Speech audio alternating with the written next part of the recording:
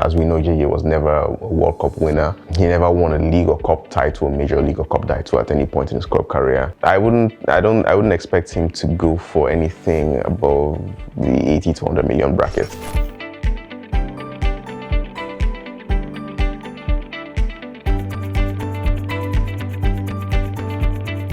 Hi, my name is Solace Chukwu, Senior Editor, Pulse Sports.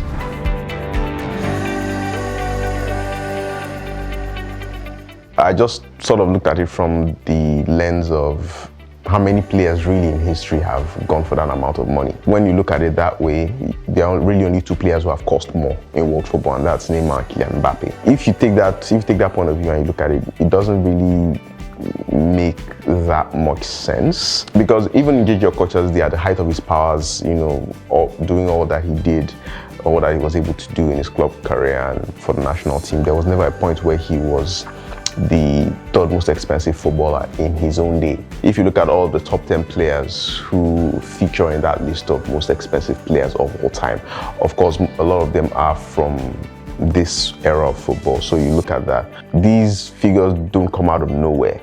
They may not be entirely justified, but they don't come out of nowhere. So you look at all of these players, you look at why they moved. A lot of them moved because that was simply the clause in their contracts for their clubs to release them. Some of them moved off the back of inspiring their clubs to massive wins in league football and in club football. Some of them moved on the back of winning World Cups and starring at those World Cups. Now, all of these criteria, none of them really applies to JayJay at any point. As we know, JayJay was never a World Cup winner. He never won a league or cup title, a major league or cup title at any point in his club career. He never had a high release clause that needed to be triggered.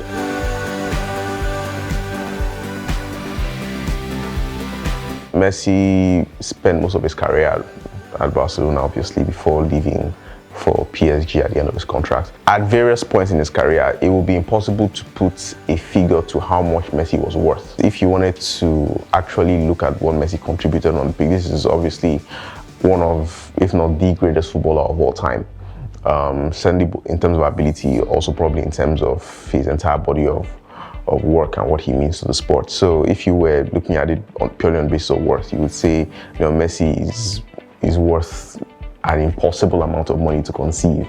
But in terms of actual transfer valuation, it's a whole other argument. I mean, obviously he ended up moving to PSG for free at the end of his contract. Are we going to say that at that point that he moved to PSG for free, that means that was what he was worth? Obviously it wasn't. But there were circumstances that led to him leaving for what he did, which is obviously no money. So it's a very opaque argument, really.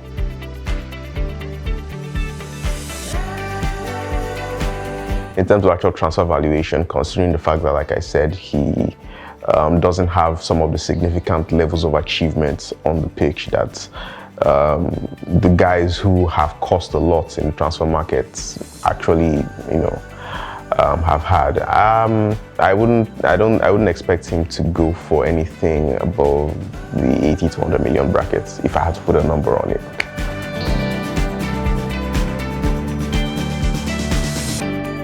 Top club.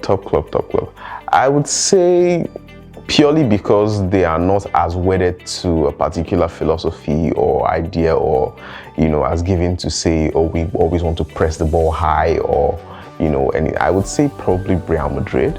They are a very flexible team. Real Madrid are a team who, when they want to, they can play high, but they're not wedded to that.